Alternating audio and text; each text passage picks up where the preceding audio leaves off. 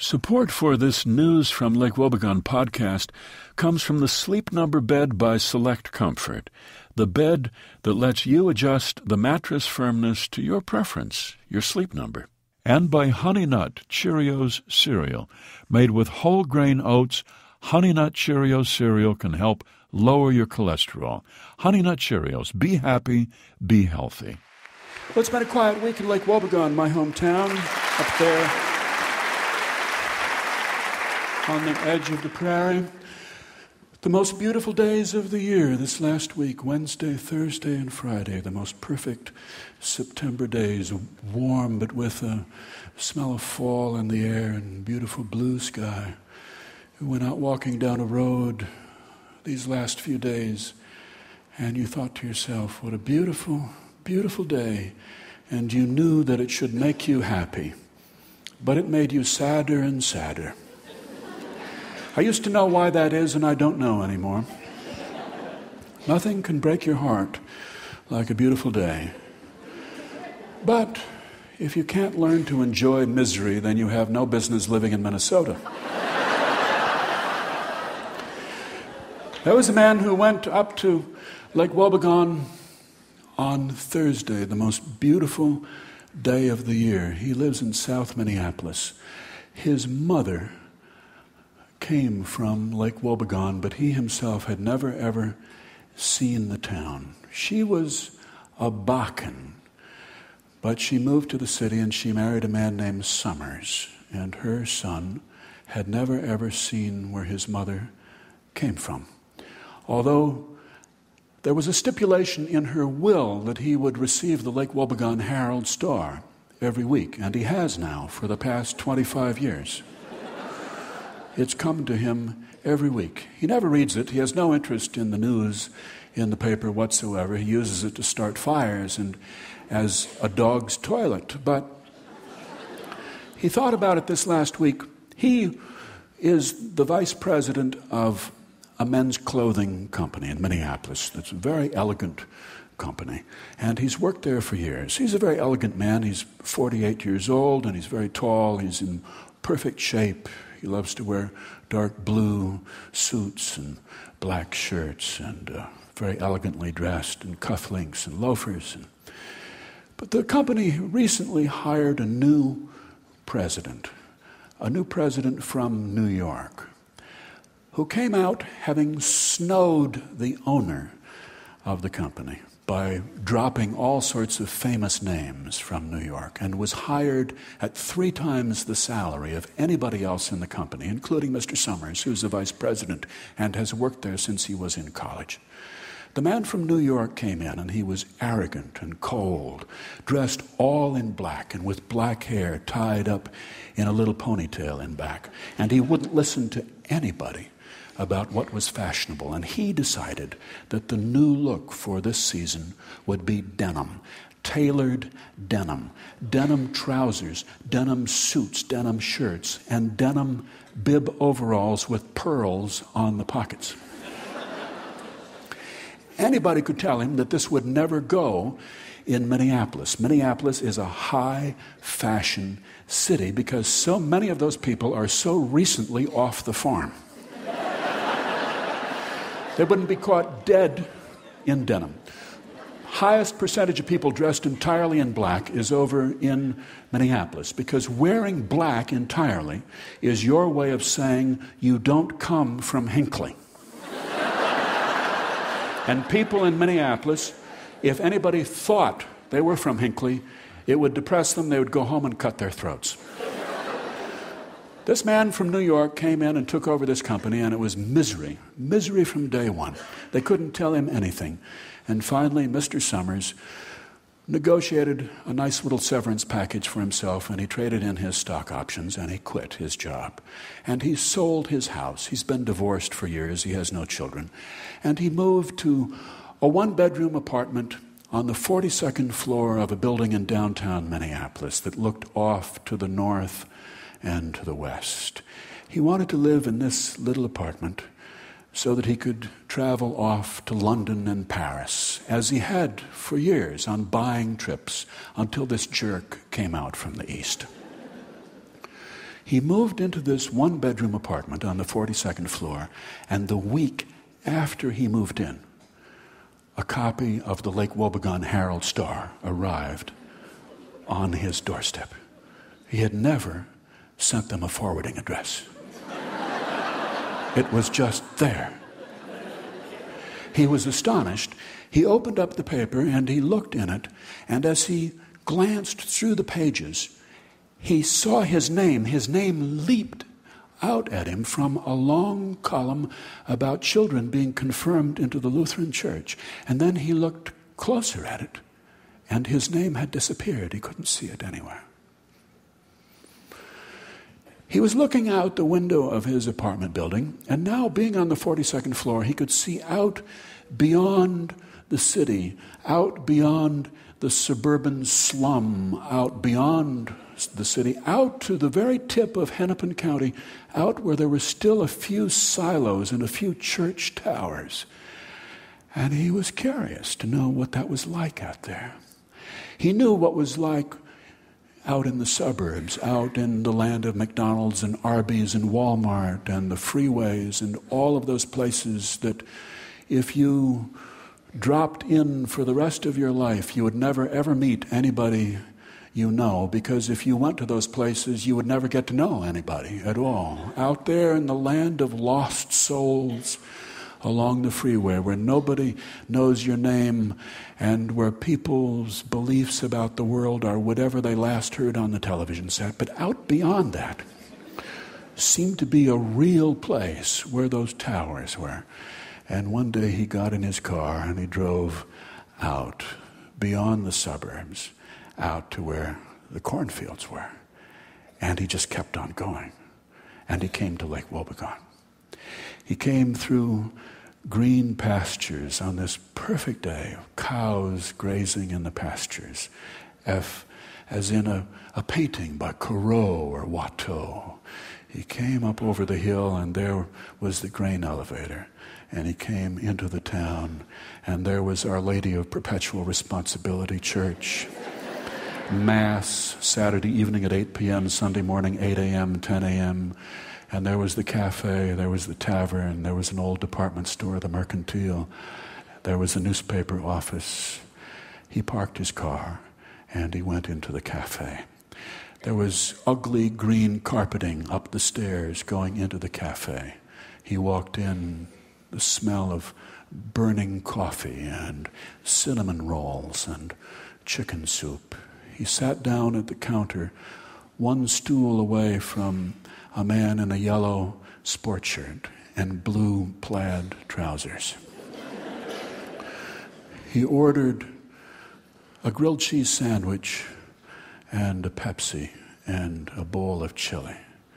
And as it came to him, he turned to the man in the blue plaid trousers and he said, "It's a beautiful day today, isn't it?" The man said, "Yes, it is. Are you from the cities?" He said, "Yes, but my mother came from here." "Oh, I see," said the man. "What was her name?" "Well, her name was Bakken." "Oh, yes. Well, I knew a lot of Bakkens.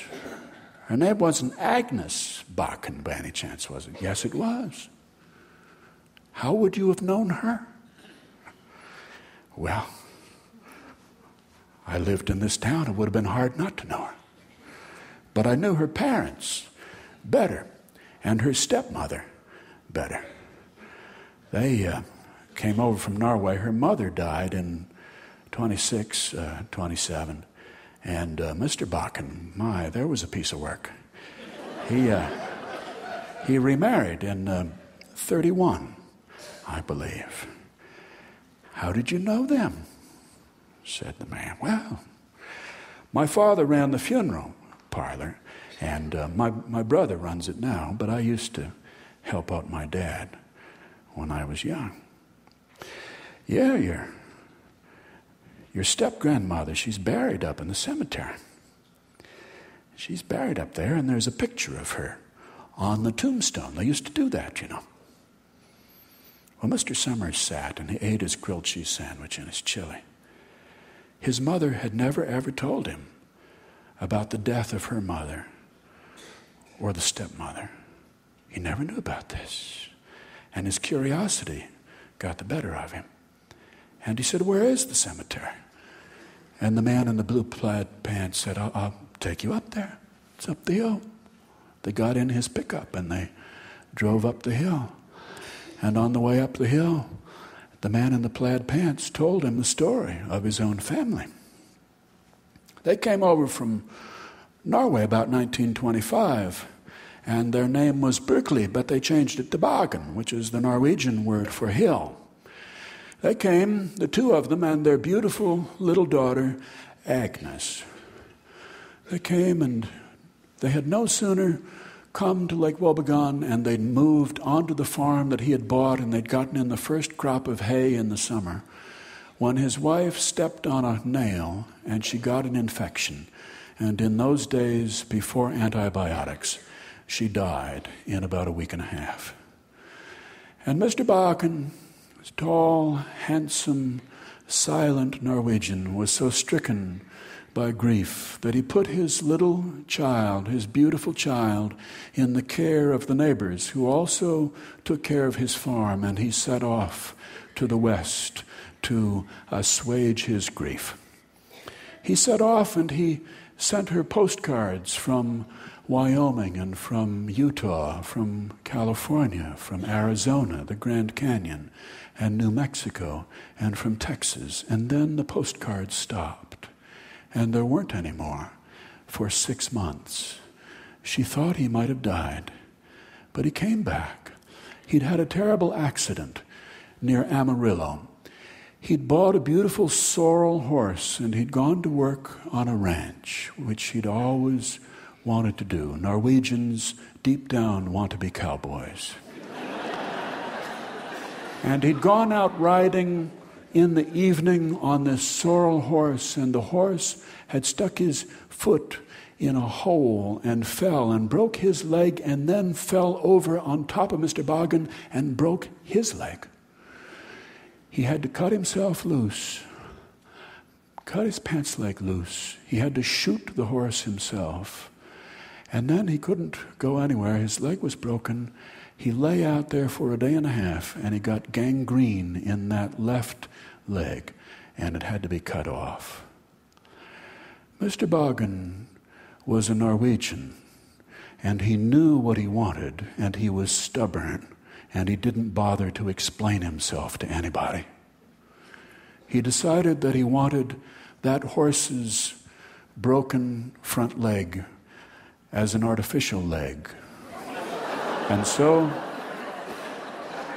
he got a taxidermist to stuff that leg for him. And they stiffened it with an iron bar, and they fitted it with a strap, and they fit a cushion in there so it would fit on his stump. And he came back on the train to Lake Wobegon, and he got off. And whoever stared at him, he didn't care what they thought. He walked off. He had a boot on his right foot, and there was a hoof on his left.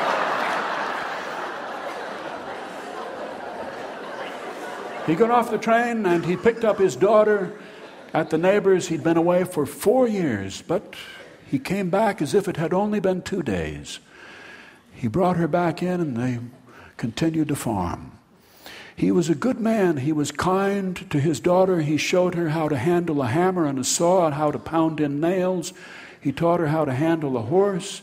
He taught her all sorts of things, how to raise corn and vegetables.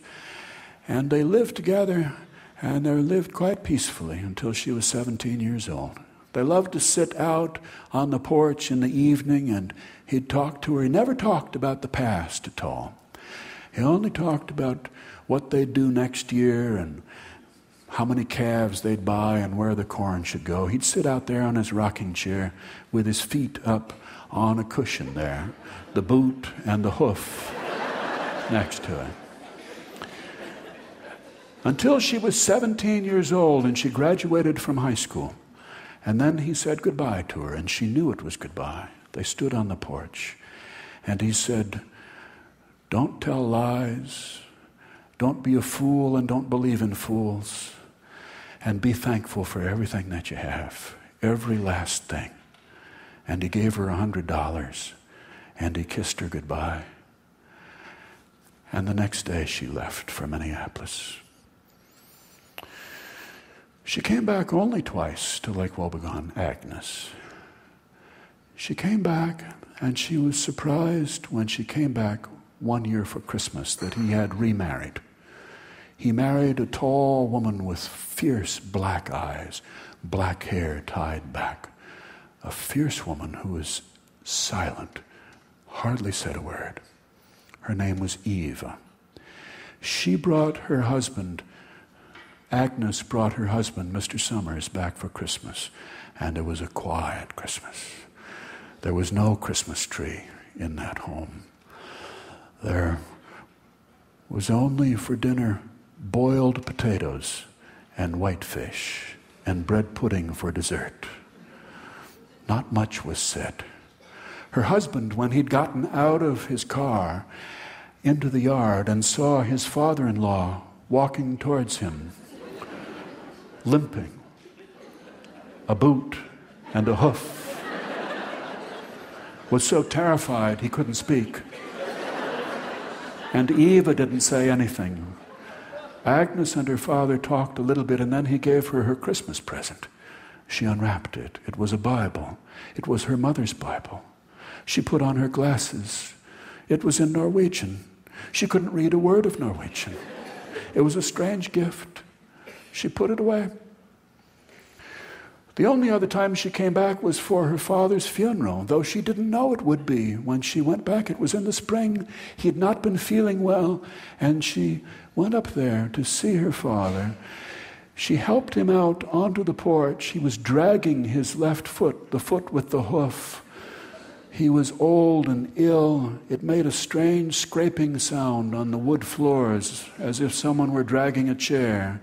She helped him out to the porch, and she was helping him down into his rocking chair, and suddenly he grabbed at her and he made a strange sound and said something in Norwegian, and he fell onto her. She fell backwards. They rolled off the porch into the flower bed, and he was dead. She was so shocked, so distraught. Neighbors came, the hired man came, the undertaker came. She sat there in the porch. She was so shocked and distraught that she didn't notice that her glasses were missing until 2 days later. She went to the funeral home, and there were her glasses on her father's face. He had never worn glasses in his life. The mortician had picked them up where they lay in the flower bed and assumed they were his and put them on him. Well, she didn't want to just reach into the casket and yank them off him. But there was no sense in burying a perfectly good pair of glasses with somebody who'd never worn glasses and would need them even less now than he had. So she bided her time, and when the coffin was put into the hearse, she asked the undertaker if she could ride with her father for one last time. He said, fine. She got in back next to the coffin, and as the hearse pulled up the hill toward the cemetery, she eased the lid open, and she reached in for the glasses, and her hand was shaking, reaching in toward her father's face, and she pulled, and as she grabbed the glasses, the lid fell on her arm, and when she lifted it up again, his eyes were wide open, and they were looking straight at her.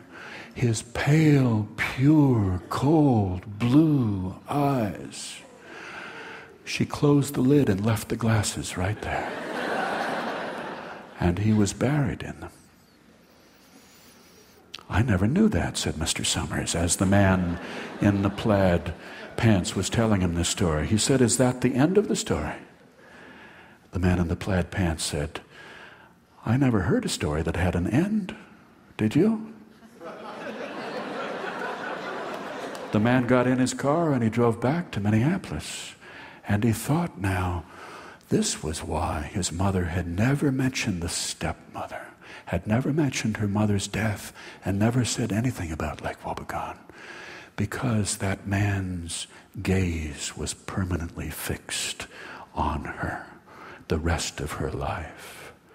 He came back to his apartment, and he looked in a hat box that was filled with his mother's things, and there was the Bible, the Norwegian Bible. He'd never opened it. He opened it, and there was a picture, the only picture he'd seen of his grandfather, and those eyes burned into you. Those blue, pure, cold eyes. You looked in those eyes, and you couldn't bear to look in them very long. This man who had given her such clear instructions, don't lie, don't be a fool, don't believe in fools, be thankful for everything you have. Who could ever keep such instructions? And now that you looked in his eyes, how would you ever go back and reform your life so that you could? He put the picture back in the Bible. He decided that he would sell this apartment and he would move to California. And he'd never go back to Lake Wobegon again. He's hoping to leave before snow falls this winter. But he's wondering if he goes out there, will the Lake Wobegon Herald Star still come to him every week? That's the news from Lake Wobegon. Where all the women are strong, all the men are good looking, and all the children are above average. The News from Lake Wobegon podcast is brought to you by Honey Nut Cheerios Cereal. Made with whole grain oats, Honey Nut Cheerios cereal can help lower your cholesterol. Honey Nut Cheerios. Be happy, be healthy.